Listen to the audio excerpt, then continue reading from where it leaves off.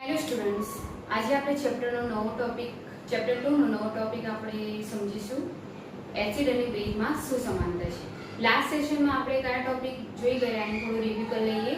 Last સેશનમાં આપણે શું જોયેલું કે ધાતુ કાર્બોનેટની અને ધાતુ બાયકાર્બોનેટની એસિડ સાથેની પ્રક્રિયા એવું જોઈ ગયેલા. ધાત્વીય ઓક્સાઇડની એસિડ સાથેની પ્રક્રિયા અને અધાત્વીય ઓક્સાઇડની બેઝ સાથેની પ્રક્રિયા પણ આપણે સમજી ગયેલા. આ ઉપરાંત આપણે ન્યુટ્રલાઇઝેશન પ્રોસેસ એટલે તટસ્થીકરણ પ્રક્રિયા પણ સમજી ગયા છે. તો આજનો આપણો ટોપિક છે એસિડ અને બેઝમાં શું સમાનતા છે. તો એસિડ અને બેઝના શું સમાનતા છે તો એના માટે આપણે એસિડ અને બેઝના દ્રાવણની પ્રવૃત્તિ કરવાની છે. બરાબર. તો અહીંયા એસિડના દ્રાવણ તરીકે આપણે હાઇડ્રોક્લોરિક એસિડનું દ્રાવણ પણ લઈ શકાય, સલ્ફ્યુરિક એસિડ H2SO4 નું દ્રાવણ પણ લઈ શકાય. બરાબર. અને બેઝના દ્રાવણ માટે potassium hydroxide KOH, sodium hydroxide NaOH નું દ્રાવણ પણ લઈ શકવાનું છે. આ ઉપરાંત આપણે બીજા બે દ્રાવણ લેવાના છે. ગ્લુકોઝનું દ્રાવણ C6H12O6, બરાબર. અને બીજું દ્રાવણ લેવાનું છે આપણે ઇથેનોલનું, જેમ કે આલ્કોહોલનું દ્રાવણ C2H5OH. તો આ બધા દ્રાવણો લઈને આપણે વારાફરતી આ પ્રવૃત્તિમાં શું થાય છે એનું અવલોકન કરવાનું છે. તો પહેલા પ્રવૃત્તિની ગોઠવણી કેવી રીતે છે એનું આપણે સ્લાઇડ દ્વારા સમજીશું. વિદ્યાર્થી મિત્રો, તમે અહીં આકૃતિ જોઈ શકો છો કે સાધનોની ગોઠવણી કેવી રીતે કરેલી છે. અહીં કાચના પાત્રમાં આપણે મંદ HClનું દ્રાવણ લીધું છે. તેમાં આપણે રબરનો બૂચ પણ ભરાવેલો છે. રબરના બૂચ સાથે લોખંડની ખીલીઓ પણ એટેચ કરેલી છે. હવે આ લોખંડની ખીલીઓ સાથે વાહક તાર જોઈન્ટ કરેલા છે. આ વાહક તારની વચ્ચે બલ્બનું પણ જોડાણ છે, તેમજ 6 વોલ્ટની બેટરી આપણે જોઈન્ટ કરી છે. હવે જ્યારે આપણે સ્વિચ ચાલુ કરીશું ત્યારે વિદ્યુત પ્રવાહ વાહક તારમાંથી પસાર થશે. હવે વિદ્યુત પ્રવાહ પસાર થાય ત્યારે બલ્બ પ્રકાશિત થાય છે કે નહીં એ આપણે અવલોકન કરવાનું છે. અહીં આપણે પહેલાં મંદ HClનું દ્રાવણ લીધેલું, ત્યારબાદ આપણે બેઝનું દ્રાવણ લઈશું. એમાં આપણે NaOHનું દ્રાવણ લઈ શકાય, બરાબર. અને એ વખતે વિદ્યુત પ્રવાહ ચાલુ કરીને બલ્બ પ્રકાશિત થાય છે કે નહીં તેનું આપણે અવલોકન કરવાનું છે. આ ઉપરાંત આપણે બેઝનું દ્રાવણ લીધા બાદ ગ્લુકોઝ અને ઇથેનોલના દ્રાવણ સાથે આ જ પ્રવૃત્તિ આપણે ફરીથી કરવાની છે અને બલ્બ પ્રકાશિત થશે કે નહીં એ અવલોકન આપણે નોંધવાના છે. અહીં આપણે પ્રવૃત્તિમાં આકૃતિ જોઈ લીધી, બરાબર, કેવી રીતે ગોઠવણી કરવાની છે સાધનોની. તો અહીં જ્યારે આપણે કાચના પાત્રમાં HClનું દ્રાવણ લઈએ છીએ, મંદ HClનું દ્રાવણ છે, બરાબર. હવે જ્યારે એમાં આપણે વિદ્યુત પ્રવાહ પસાર કરીએ છીએ તો આયનીકરણની ઘટના થવાની શું થાય છે કે ધન આયન અને ઋણ આયનો છૂટા પડતા હોય છે. એટલે કે HCl છે એમાંથી આયનીકરણની ઘટના થવાથી શું થશે? H+ અને Cl- આયન છૂટા પડે છે, એટલે કે એક ધન આયન અને એક ઋણ આયન. હવે જો મંદ હાઇડ્રોક્લોરિક એસિડની જગ્યાએ આપણે મંદ H2SO4 નું દ્રાવણ લઈએ, બરાબર, તો અહીંયા પણ શું થાય છે કે H+ અને SO4 સલ્ફેટના આયનો છૂટા પડે છે, એટલે ધન આયન અને ઋણ આયન છૂટા પડે છે. તો આયનીકરણની ઘટના થાય છે, એટલે કે ધન અને ઋણ આયન છૂટા પડવાથી જ્યારે આપણે વિદ્યુત પ્રવાહ ચાલુ કરીએ છીએ તો આપણો જે વિદ્યુત એટલે કે સર્કિટમાં જે બલ્બ ગોઠવેલો છે એ શું થાય છે? બલ્બ ચાલુ થશે, બરાબર.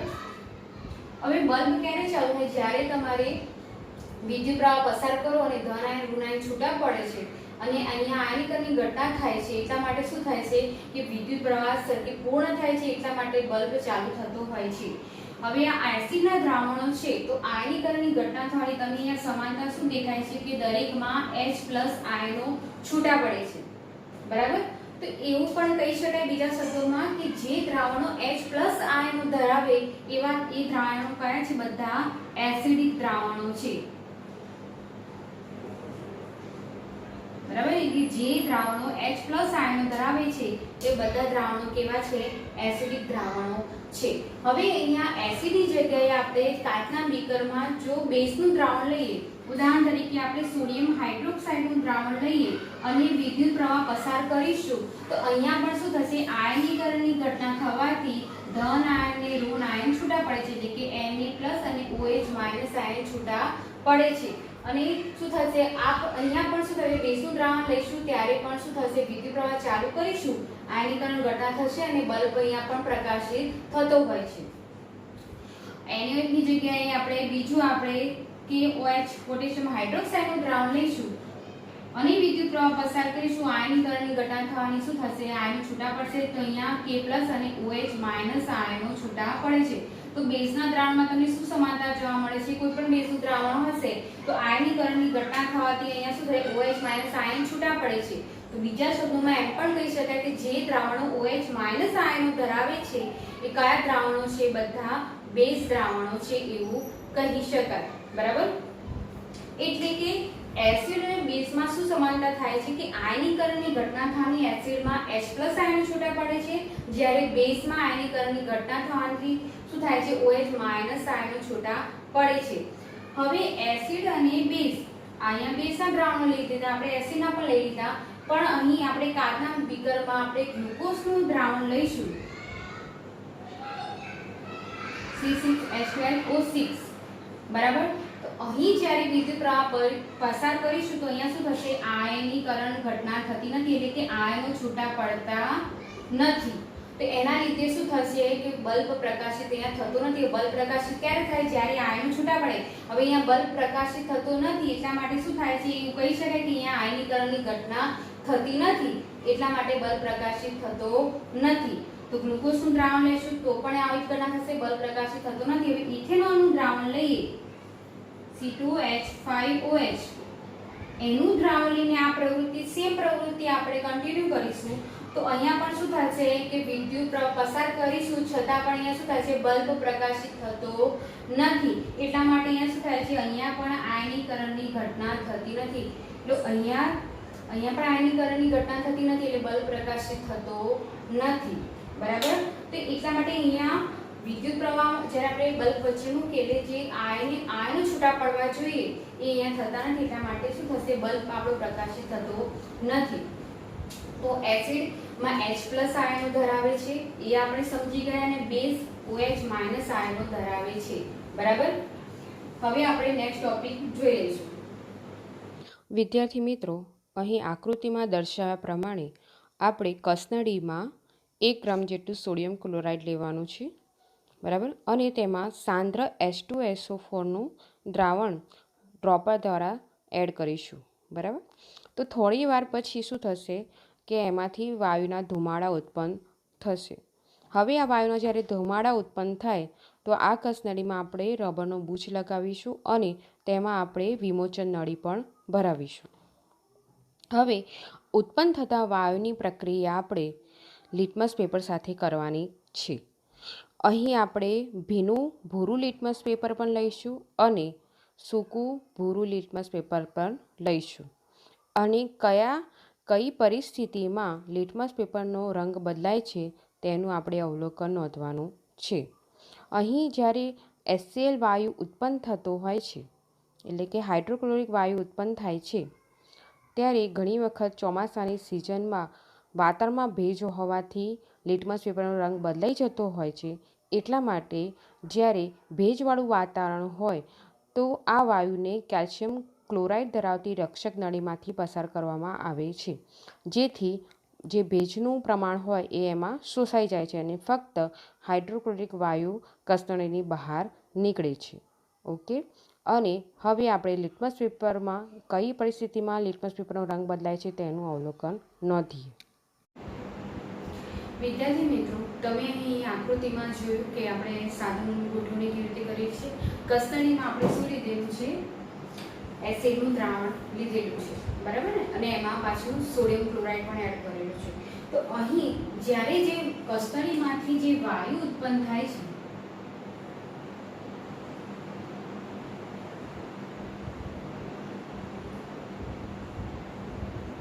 બરાબર, માં NaCl પણ છે અને આપણે H2 H2SO4 સાંદ્ર H2SO4 નું દ્રાવણ પણ લઈ શકાય અને સાંદ્ર HCl નું પણ દ્રાવણ લઈ શકાય. બરાબર, સાંદ્ર H2SO4. હવે અહીંયા આપણે જ્યારે સોડિયમ ક્લોરાઇડ ને H2SO4 ની પ્રક્રિયા થશે એટલે અહીંયા કયો વાયુ ઉત્પન્ન થાય છે? HCl વાયુ ઉત્પન્ન થતો હોય છે.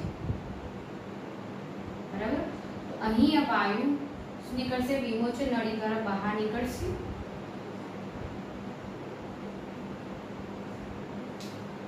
હવે આ વાયુની પ્રક્રિયા આપણે લિટમસ પેપર સાથે કરવાની છે, પણ અહીંયા બે પ્રકારના લિટમસ પેપર આપણે લેવાના છે.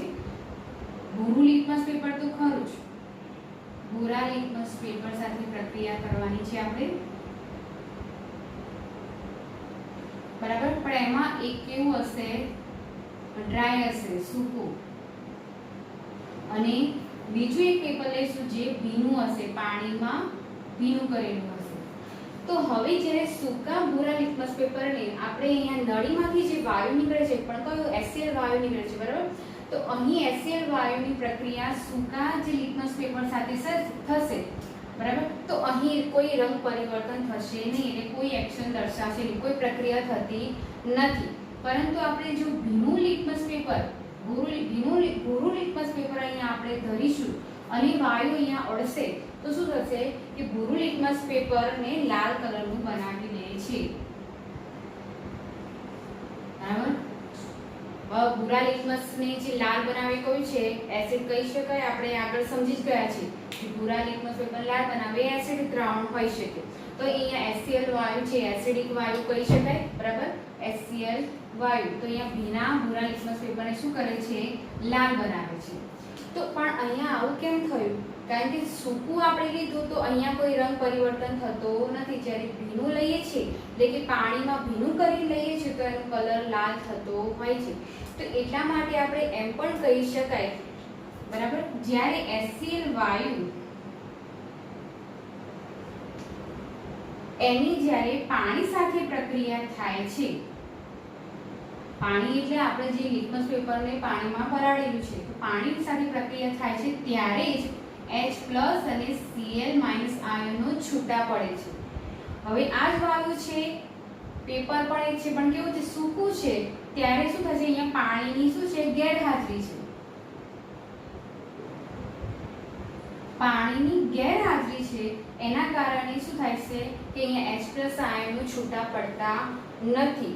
એટલા માટે કે જ્યારે એસિડિક દ્રાવણ હોય, બરાબર, તો આયનીકરણ ઘટના થવા માટે પાણીની હાજરી હોવી જરૂરી છે. બરાબર, અહીંયા આપણે જે દ્રાવણ લીધું છે સાંદ્ર H2SO4 નું દ્રાવણ છે જેમાં પાણી નથી.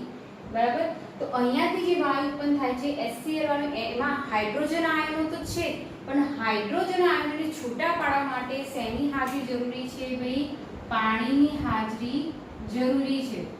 તો શું થશે કે H+ આયનો છૂટા પડે છે. આની જગ્યાએ આપણે કોઈ પણ એસિડિક દ્રાવણ લઈએ તો અહીંયા શું થવું જોઈએ કે પાણી જ્યારે પ્રક્રિયા થાય ત્યારે જ H+ આયનો, H+ આયનને H3O+ આયનો પણ કહી શકાય છે, હાઇડ્રોનિયમ આયનો. બરાબર, તો અહીંયા શું થશે કે જ્યારે આપણે ભીનું લિટમસ પેપર મૂકીશું અહીંયા તો H+ આયનો પાણી સાથે પ્રક્રિયા થાય છે તો H3O+ આયનો, જેને H+ આયનો પણ કહી શકાય છે ને હાઇડ્રોનિયમ આયનો કહી શકાય છે. તો આ આયનો છૂટા પડવા માટે શેની હાજરી જરૂર છે? પાણીની હાજરી જરૂરી હોય છે.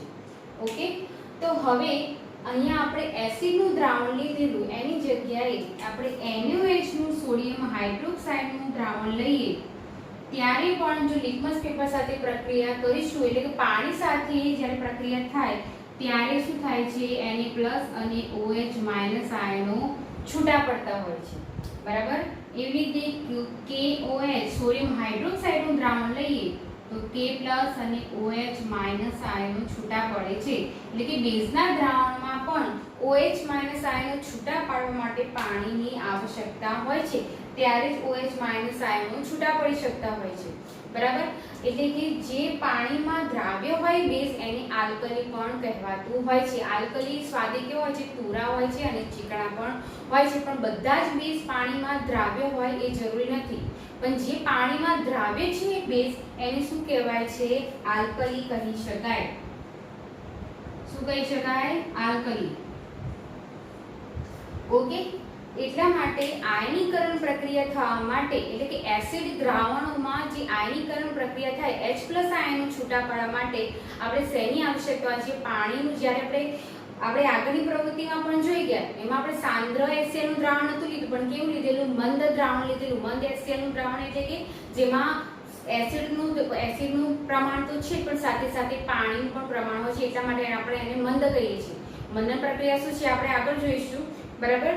તો H+ આયનો છૂટા પાડવા માટે આયનીકરણ ઘટના થવા માટે શેની આવશ્યકતા હોય છે? પાણીની હાજરીની આવશ્યકતા હોય છે. ઓકે, તો એસિડ અથવા બેઝનું પાણીના દ્રાવણમાં શું થાય છે આપણે સમજી ગયા. ઓકે, હવે આપણે એક પ્રવૃત્તિ તમારા ટોપિકમાં આપી છે. નેક્સ્ટ ટોપિકમાં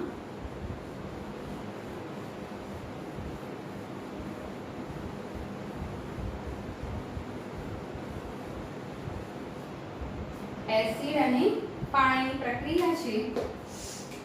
એમાં એક કાચની કસનળીમાં આપણે 10 ml પાણી લેવાનું છે. બરાબર. તો અહીં 10 ml પાણીમાં આપણે શું કરવાનું છે? ટીપે ટીપે આપણે સાંદ્ર H2SO4 ઉમેરવાનું છે, એટલે કે સલ્ફ્યુરિક એસિડના ટીપા આપણે એડ કરીશું.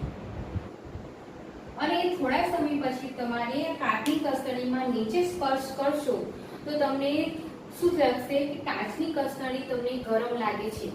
હવે આપણે ફર્સ્ટ ચેપ્ટરમાં જોઈ ગયેલા કે જે રાસાયણિક પ્રક્રિયામાં ઉષ્મા ઉત્પન્ન થતી હોય એવી રાસાયણિક પ્રક્રિયાને શું કહેવાય છે? ઉષ્માક્ષેપક.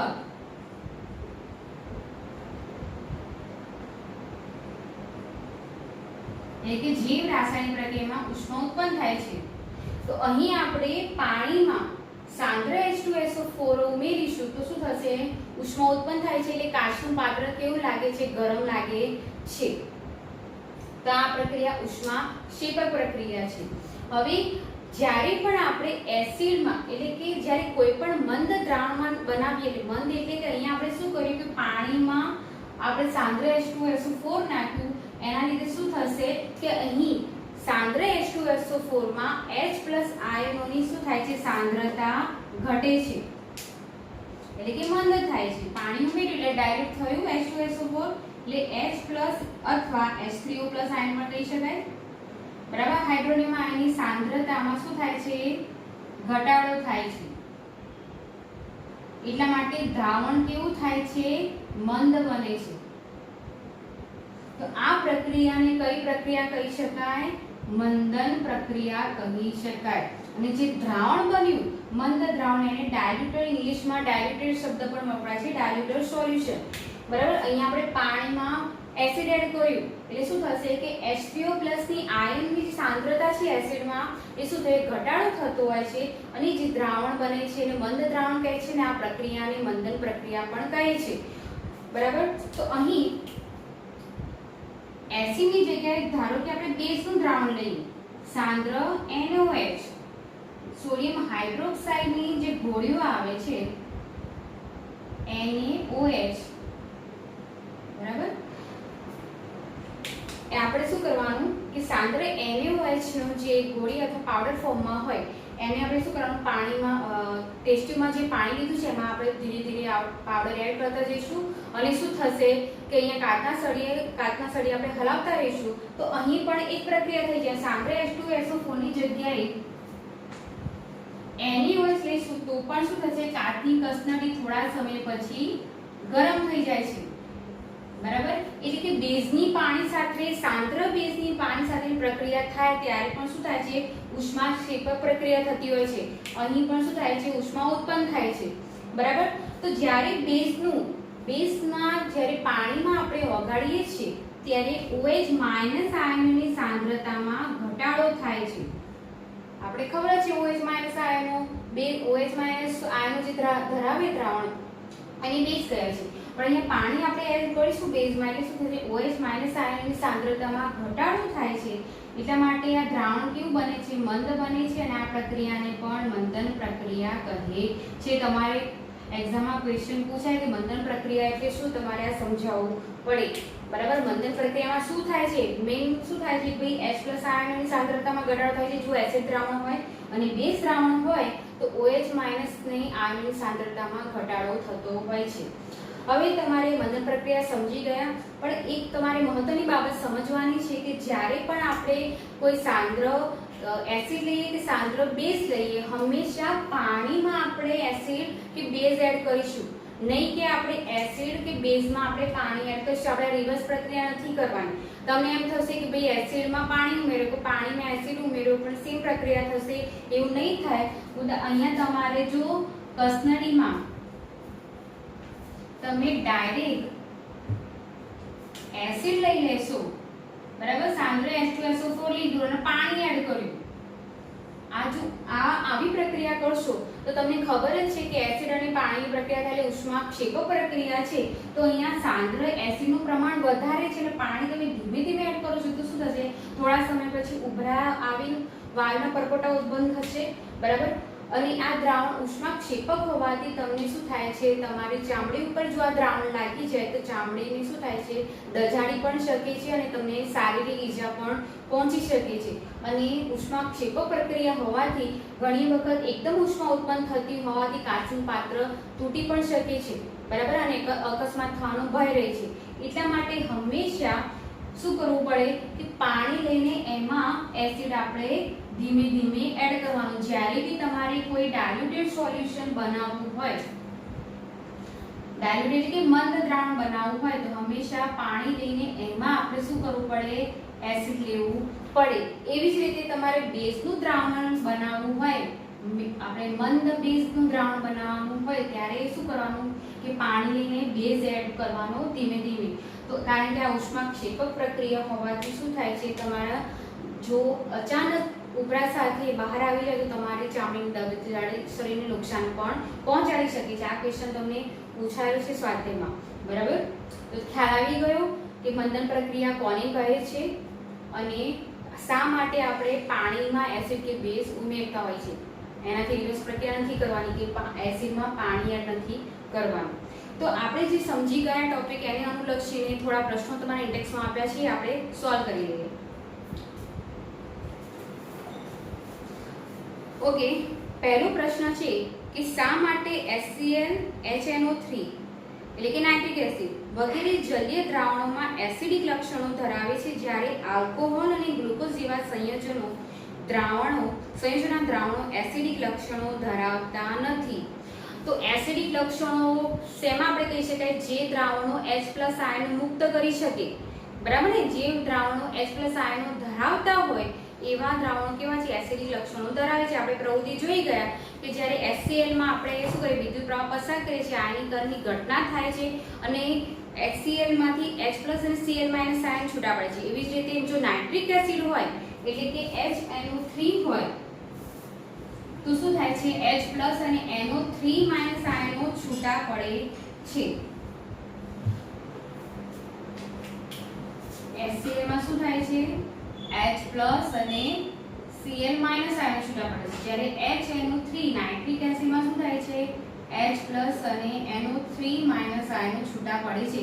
તો અહીંયા શું છે, H+ આયનો જ્યારે ઉત્પન્ન થાય એવા દ્રાવણો એસિડિક લક્ષણો ધરાવી શકે છે, પરંતુ આલ્કોહોલ કે ગ્લુકોઝમાં પ્રક્રિયા થતી નથી, એટલે કે આયનીકરણ પ્રક્રિયા થતી નથી અને અહીંયા H+ આયનો છૂટા પડતા નથી, એટલા માટે આ એસિડિક લક્ષણો ધરાવતા નથી. ઓકે, સેકન્ડ ક્વેશ્ચન છે કે શા માટે એસિડનું જલીય દ્રાવણ વિદ્યુત વહન કરે છે. આપણે હમણાં જ સમજી ગયા એસિડનું જ્યારે જલીય દ્રાવણ, હવે અહીંયા HCl આપણે જ્યારે પ્રવૃત્તિમાં લીધેલું જલીય દ્રાવણ છે એટલે કે મંદ બનાવેલું છે, મંદ HCl નું દ્રાવણ છે.